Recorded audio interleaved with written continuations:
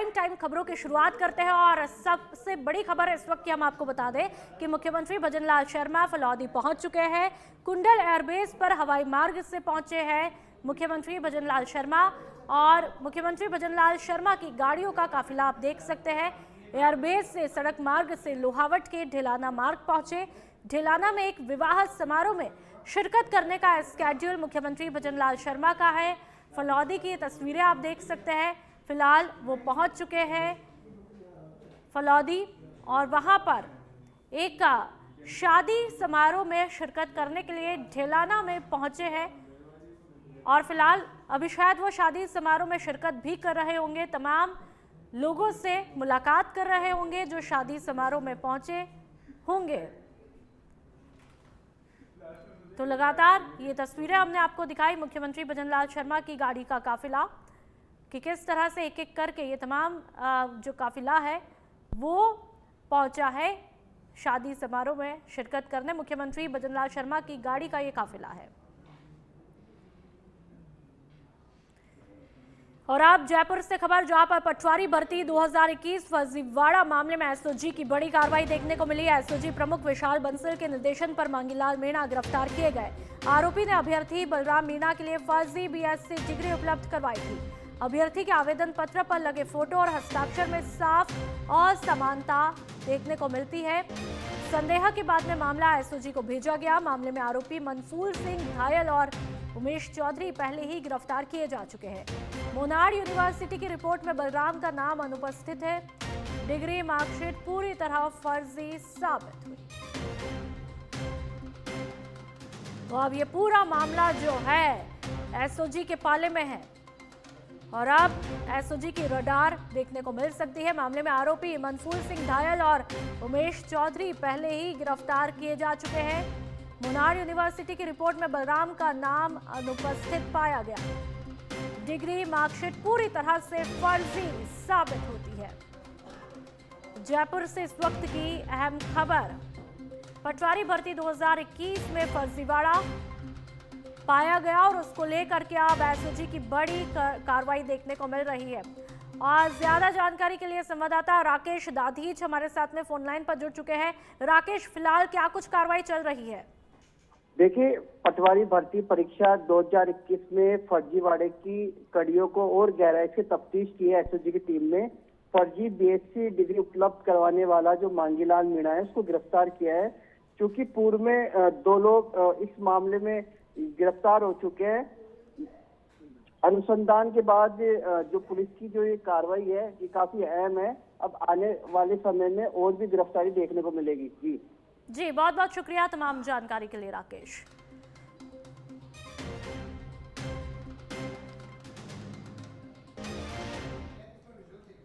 और आप जयपुर पुलिस मुख्यालय से बड़ी खबर जहां पर कार्रवाई की खबर देखने को मिल रही है। एडीजी क्राइम हवा सिंह घुमारिया के निर्देशन पर स्टेट क्राइम ब्रांच सक्रिय है। 10,000 का इनामी आरोपी राहुल गुर्जर डीग बस स्टैंड से गिरफ्तार किया गया। घातक हथियारों से जानलेवा हमले के मामले में 7 साल बाद पकड़ा है। आरोपी अब सलाखों के पीछे है। पुलिस टीम को सफलता मिली। कार्रवाई में एसआई शैलेंद्र कुमार और एएसआई दुष्यंत सिंह की महत्वपूर्ण भूमिका बताई जा रही है। तो अब आरोपी सलाखों के पीछे है। ये खाकी के लिए एक बड़ी सफलता। कार्रवाई में एसआई शैलेंद्र कुमार और एएसआई दुष्यंत सिंह की महत्वपूर्ण भूमिका बताई जा रही है। जयपुर पुलिस मुख्यालय से बड़ी कार्रवाई की ये महत्वपूर्ण खबर है। और एडीजी क्राइम हवा सिंह घुमरिया के निर्देश पर स्टेट क्राइम ब्रांच पूरी तरह से अब सक्रिय है। 10,000 का इनामी आरोपी राहुल गुर्जर डीग बस स्टैंड से गिरफ्तार किया गया। घातक हथियारों से जानलेवा हमले के मामले में 7 साल बाद ये पकड़ा गया। आरोपी अब सलाखों के पीछे है। पुलिस टीम को सफलता मिली है क्योंकि और ज्यादा जानकारी के लिए संवाददाता राकेश दाधीच एक बार फिर से हमारे साथ में फोन लाइन पर जुड़ चुके हैं। राकेश, पुलिस के लिए बहुत बड़ी सफलता क्योंकि 7 साल बाद शायद ये आरोपी अब धर दबोचा गया। कैसे धर दबोचा गया और फिलहाल क्या कुछ कार्रवाई चल रही है? देखिए, एडीजी क्राइम हवा सिंह के नेतृत्व में पुलिस टीम ने ये कार्रवाई की है। क्योंकि जो गिरफ्तार आरोपी राहुल गुर्जर है वो 13 मार्च 2019 को गठित अपराध में फरार चल रहा था। एसआई शैलेंद्र कुमार को ये सूचना मिली थी कि वो कामा बस स्टैंड पर बस में कहीं बैठ के जा रहा है। इसकी घेराबंदी करके उसको डिटेन किया और कामा थाना पुलिस को मुकदमे में सुपुर्द कर दिया है। बहरहाल उससे पूछताछ जारी है। राकेश, इस बारे में आपको कोई जानकारी मिल पाई कि अब तक की पूछताछ में और क्या कुछ खुलासे हुए? देखिए, अभी थाने में उससे पूछताछ जारी है कि इन दिनों वो कहाँ उसने फरारी काटी है और उसकी फरारी में किन किन लोगों ने उससे मदद की है। इसके बारे में अभी कामा थाना पुलिस पूछताछ कर रही है। बहरहाल एक बड़ी सफलता मानी जा सकती है, क्योंकि एक वांछित मामले में ये कई सालों से फरार चल रहा था और अब जो स्टेट क्राइम ब्रांच की टीम है उसके हत्थे चढ़ा है। जी ठीक है, बहुत बहुत शुक्रिया तमाम जानकारी के लिए।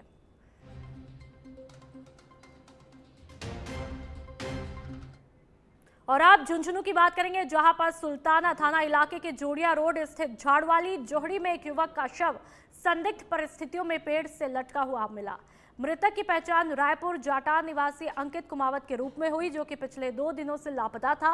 परिजनों ने बताया कि घर से निकलने के कुछ घंटे बाद ही अंकित ने अपनी बहनों और रिश्तेदार को व्हाट्सएप पर संदेश भेजकर आत्महत्या की सूचना दी थी। संदेश में उसने 3 युवकों कर्मपाल, नरेंद्र उर्फ नोलिया और धर्मेंद्र कुमावत पर उसे मानसिक दबाव में लाने का आरोप लगाया। पुलिस ने शव का पोस्टमार्टम करवाकर मामले की जांच शुरू कर दी है। अचानक हुई इस घटना से पूरे परिवार में शोक की लहर है। तो परिजनों को व्हाट्सएप पर मैसेज भेजा था सुसाइड का, मानसिक दबाव में होने की बात सामने आई है। थाने पर जरिए मोबाइल इत्तला मिली कि जोड़िया रोड पर झाड़ की जोड़ी में एक व्यक्ति फांसी का फंदा लगाकर शव लटका हुआ है, जिस पर मौके पर पहुंचकर उसके परिजनों को मौके पर बुलाया गया। परिजनों की उपस्थिति में शव का नीचे उतरवाया गया पेड़ से। उसके बाद परिजनों के साथ ही वास्ते पोस्टमार्टम CHC चढ़ावा भिजवाया गया। आगे की कार्रवाई जारी है। जैसी रिपोर्ट प्राप्त होगी वैसी कार्रवाई की जाएगी। देखो, रायपुर जाटान का अंकित कुमार रहने वाला है, जो 3 तारीख को अपने घर से 9 बजे के लगभग निकला था। और एक दिन पहले उनके साथ के जो दोस्त थे ना, उन दोस्तों के साथ में कुछ पार्टी भी की, तो आपसी कुछ बात हो गई फ़ोन चोरी को लेकर है कि अंकित ने फ़ोन चोरी कर लिया। उनके साथ वाले दोस्तों ने नाम लगाया कि भी अंकित ने फ़ोन चोरी किया। और इस बात को लेते हुए ये लोग गाड़ा खेड़ा चौकी में भी गए और चौकी में जाकर पुलिस वालों से बातचीत करके और उस पर प्रेशर डाला गया कि अंकित तू ये चोरी तू एक्सेप्ट कर ले कि भी हाँ तूने ही फ़ोन चोरी किया है। तो उसने क्या है कि फ़ोन चोरी का हाँ भर ली कि भी हाँ मैंने ही चोरी किया। और उन चीज़ों को वो डिप्रेशन में आते हुए शाम को अपने घर आ गया। डिप्रेशन में था वो और रात भर खाना भी नहीं खाया और सो गया। अगले दिन सुबह उठा 9 बजे के लगभग नहा धोकर वो अपने घर से निकल गया। और लगभग दोपहर को 1:15 बजे टेक्स्ट मैसेज आता है उसी के नंबर से, टेक्स्ट मैसेज जिसमें 2 तो उसकी सिस्टर है, उनको टेक्स्ट मैसेज करता है और एक मेरे मामा का लड़का है उसको भी टेक्स्ट मैसेज करता है कि मैं इन तीनों की वजह से आत्महत्या कर रहा हूँ और ये लोग मेरे को बार बार परेशान कर रहे थे और इस वजह से मैं आत्महत्या कर रहा हूँ। और ज्यादा जानकारी के लिए संवाददाता सुजीत हमारे साथ में फोन लाइन पर जुड़ चुके हैं। सुजीत, हालांकि यहाँ पर वजह तो आई है सामने कि दोस्तों की वजह से बताया जा रहा है, लेकिन पुख्ता तौर पर ये पूरा खुलासा हो पाया कि आत्महत्या के क्या कुछ कारण रहे? जी बिल्कुल, आपको बता दूं कि 2 दिन पहले जो युवक लापता हुआ था उसका पेड़ पर झुलता हुआ शव मिला है। रायपुर जाटान के अंकित कुमार का शव है, वो मिला है सुल्ताना के अंदर। साथ साथ आपको बता दूं कि 2 दिन पहले परिजनों को व्हाट्सएप पर मैसेज किया था कि मुझे आत्महत्या करनी पड़ रही है, लेकिन बदला अधूरा है। 3 युवकों के उस पर नाम लिखे गए हैं और साथ साथ उसमें कहा है कि कोई मोबाइल चोरी था, वो मोबाइल चोरी का आरोप उस पर लगाया गया था, उसी को लेकर वो तनाव में था। और साथ ही साथ उसे कबूल करवाया गया कि ये मोबाइल तूने चोरी किया, तो उसको लेकर वो लगातार तनाव में था और 2 दिन से घर से लापता था। 2 दिन बाद जो शव है वो पेड़ पर झुलता हुआ मिला। जी बिल्कुल सुजीत, साथ ही क्या पुलिस ने इस मामले पर कोई कार्रवाई शुरू की? जी बिल्कुल, आपको बता दूं कि पुलिस ने सुसाइड नोट जब्त कर लिया, साथ साथ मुकदमा दर्ज करके अनुसंधान शुरू कर दिया है। जी, क्या पूछताछ के लिए इन तमाम दोस्तों को बुलाया? जी बिल्कुल, आपको बता दूं कि आज ये सुसाइड मिला है, जिसको लेकर पुलिस ने अभी शव का पोस्टमार्टम करवाकर शव परिजनों को सौंप दिया और परिजनों की ओर से जो रिपोर्ट दी गई है और साथ ही साथ जो मौके पर सुसाइड नोट का जो मैसेज है वो भी पुलिस को सुपुर्द किया गया। पुलिस का कहना है कि हर पहलू से, हर तथ्य के हिसाब से इस पूरे मामले की जांच पड़ताल की ठीक जाएगी। है, बहुत बहुत शुक्रिया तमाम जानकारी के लिए सुजीत। कपासन क्षेत्र में यूरिया खाद की गंभीर किल्लत ने किसानों की परेशानियों को बढ़ा दिया है। आपको बता दें कि रबी का सीजन शुरू होते ही खाद की जरूरत बढ़ गई है, लेकिन आपूर्ति समय पर ना होने से किसान सुबह से लाइनों में खड़े रहने को मजबूर है। कई जगहों पर महिलाओं और बुजुर्ग किसानों को घंटों इंतजार के बाद भी एक बैग खाद तक नहीं मिल पा रहा है। किसानों का कहना है कि सरकार के कुप्रबंधन और प्रशासनिक लापरवाही के कारण हालात बेकाबू हो रहे हैं, तो वहीं दूसरी तरफ खाद की कालाबाजारी और ऊंचे दामों पर बिक्री की शिकायतें भी लगातार सामने आ रही है, जिससे किसानों में गुस्सा काफी बढ़ता जा रहा है। आज जो स्थिति हो रही, किसान यूरिया खाद के लिए मारा मारा फिर रहा है। किसानों की मक्का की जो है 1 किलो मक्का में 1 लीटर पानी नहीं आ रहा है। अब ये हालत है तो किसान की आय दुगुनी हुई या आधी हुई है। ये चीज़ मैं मोदी जी से भी पूछना चाहता हूँ कि उनके जवाब दें और किसानों के लिए जो उन्होंने वादे किए उनको आज क्या हुआ, क्या हश्र हो रहा है किसानों का। सड़क पर जब यूरिया की कल एक गाड़ी आई थी कपासन में, उसके लिए 700 बैग आए और लेने वाले 1500 आदमी थे। उस मेला लग गया लेकिन किसी को खाद नहीं मिल पाया, आधे लोग यूँ निराश होकर लौटना पड़ा। और उसी तरह सभी गांवों में सब जगह कपासन क्षेत्र में खाद की इतनी मारामारी है, उसकी कोई सीमा नहीं है। और सत्ता में बैठे लोग, भाजपा के लोग जो यूरिया खाद की कालाबाजारी कर रहे हैं और नकली खाद बेच के मुनाफा कमा रहे हैं, लेकिन किसानों की सूद लेने वाली ये सरकार नहीं है। इसके लिए हमने आज ज्ञापन दिया है जिला कलेक्टर के नाम एसडीएम साहब को, और आने वाले टाइम में अगर जरूरत पड़ी तो उग्र आंदोलन भी करना पड़ा तो उग्र आंदोलन करेंगे। और अब बात कोटा की, जहां पर रामगंज मंडी थाना क्षेत्र के हाउसिंग बोर्ड कॉलोनी में एक युवक की मौत संदिग्ध हालात में होने पर हत्या की आशंका जताई जा रही है। परिजन युवक के शव को अंतिम संस्कार के लिए ले जा रहे थे, तभी सूचना मिलने पर पुलिस मौके पर पहुंची और शव को अपने कब्जे में लेकर के पोस्टमार्टम के लिए भिजवा दिया। मृतक की पहचान नवनीत सोनी निवासी हाउसिंग बोर्ड कॉलोनी रामगंज मंडी के रूप में हुई है। मामले की संवेदनशीलता को देखते हुए पुलिस ने शव का पोस्टमार्टम मेडिकल बोर्ड से करवाया है, ताकि मौत का क्या कुछ सही कारण रहा उसकी जानकारी मिले। घटना के बाद में क्षेत्र में तनाव का माहौल है और वहीं पर पुलिस मामले की जांच में भी जुटी हुई है। मोबाइल सूचना मिली कि हाउसिंग बोर्ड में नवनीत सोनी उम्र 40 साल का, जिसके शरीर पर कुछ चोट के निशान है, उसके जल्दबाजी में उसको दाह संस्कार के लिए ले जाने की तैयारी कर रहे हैं। कुछ लोग इकट्ठे हो रहे हैं। इस सूचना पर मैंने रामगंज मंडी थाने से श्री राजकुमार जी सब इंस्पेक्टर और जाब्ते को भेजा और निर्देश दिए कि डेड बॉडी को देखें, यदि शरीर पर कुछ चोट के निशान आते तो उसका मेडिकल बोर्ड से पोस्टमार्टम कराया गया। इस पर राजकुमार जी मैं जाब्ते के पहुँचे, डेड बॉडी को देखा तो शरीर पर चोट के निशान थे, तो डेड बॉडी कब्जे में ली, हमने मोचरी में रखवाई। हॉस्पिटल मेडिकल बोर्ड से पोस्टमार्टम कराएंगे। जैसी स्थिति होगी, अपराध संबंधी है तो अपराध का अन्वेषण करेंगे और अपराधियों को गिरफ्तार करेंगे, निष्पक्ष जांच करेंगे। सर हत्या है या प्रथम दृष्टया शरीर पे जो हमने चोट देखी है उसमें जगह जगह नीलू निशान है। शरीर पर, पैरों में, हाथ, पेट, सीने पर चोट के निशान आए हुए हैं, इसलिए हम मेडिकल बोर्ड से करवा रहे हैं ताकि मृत्यु के वास्तविक कारणों का पता लगे। डीडवाना जिले ने भारत निर्वाचन आयोग के निर्देशानुसार चल रहे विशेष गहन पुनरीक्षण कार्यक्रम SIR 2026 में एक अहम उपलब्धि दर्ज की है। जिला निर्वाचन अधिकारी डॉक्टर महेंद्र खड़गावत ने बताया कि जिले ने मतदाता सूचियों का 100% डिजिटलाइजेशन पूरा कर लिया है। 12 लाख से ज्यादा प्रपत्रों को सफलतापूर्वक ECI नेट पर अपलोड भी किया गया है। जिले में 98.32% मतदाताओं की मैपिंग भी पूरी हो चुकी है, जबकि बाकी के 1.68% की मैपिंग अगले कुछ दिनों में पूरी कर ली जाएगी। लगभग 6.38% मतदाताओं को ASD कैटेगरी में दर्ज किया गया है।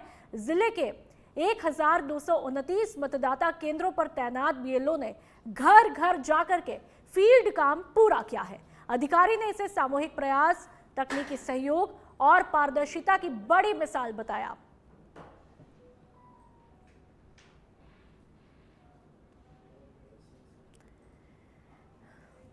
और आप कोटपुतली के बानसूर की बात करेंगे, जहां पर दिन दहाड़े खड़ी जेसीबी मशीन पर हमला कर दिया गया। ये घटना सोमवार सुबह करीब 11:15 पर हरसौरा बाईपास के पास में हुई। पीड़ित जेसीबी मालिक के मुताबिक महनपुर निवासी सुरेश सिंह को दिए गए उधार रुपए मांगने पर उसका विवाद बढ़ गया। आरोप है कि सुरेश सिंह के बेटे जीतू सिंह और नीटू सिंह साथियों के साथ मौके पर पहुंचे और जेसीबी मशीन में तोड़फोड़ कर दी। चालक उस समय मशीन में ही था, लेकिन बाल बच गया। सामने के शीशे तोड़े और मशीन में पत्थर पाए गए। पीड़ित ने बानसूर थाने में नामजद रिपोर्ट भी दर्ज करा दी है।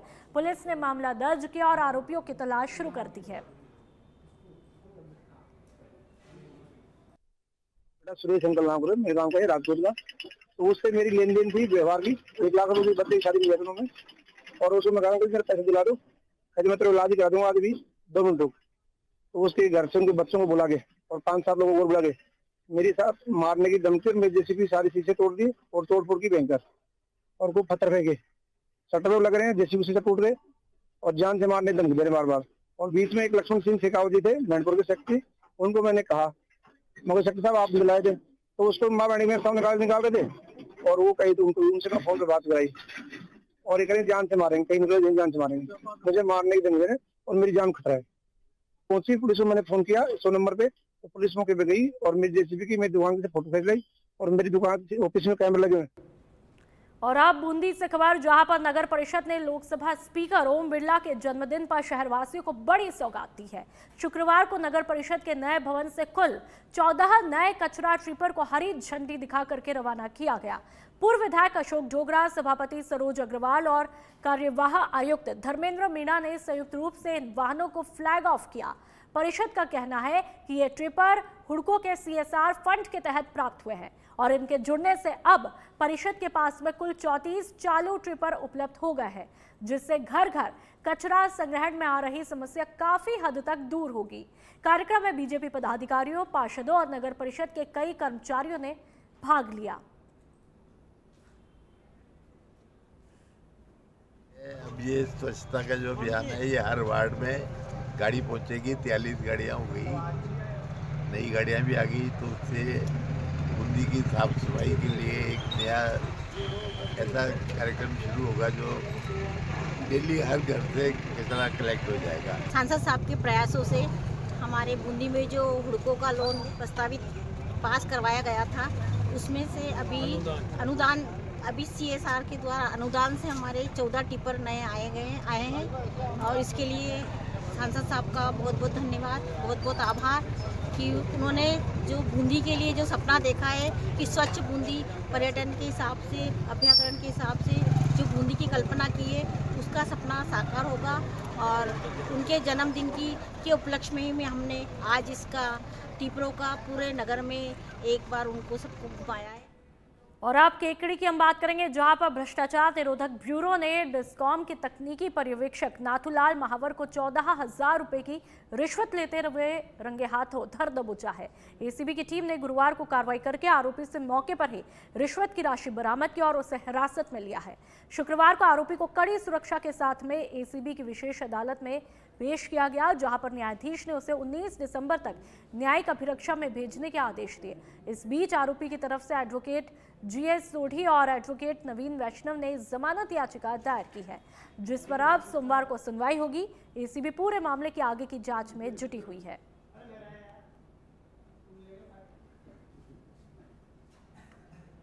नाथूलाल एक तकनीकी पर्यवेक्षक है केकड़ी दुनिया, उसको यहाँ पर आज प्रस्तुत किया गया है और उस पर ये आरोप है कि कोई कार्य PM सूर्यघर योजना का कोई स्वीकृति जारी करने की एवज में उसके द्वारा कोई रिश्वत राशि की मांग की गई है, जबकि उसके पास ऐसी कोई वर्क पेंडिंग था ही नहीं इसका, ना ही कोई जो राशि रिकवर बताई जा रही है 14,000 रुपये की, वो राशि उससे भी रिकवर नहीं हुई है। वो किसी अन्य कमरे में किसी फाइल के अंदर से रिकवर हुई, ना ही उसके पास कोई मांग का सत्यापन का कि उसने मांगे हों पैसे, ऐसा भी कोई प्रूफ मौजूद नहीं।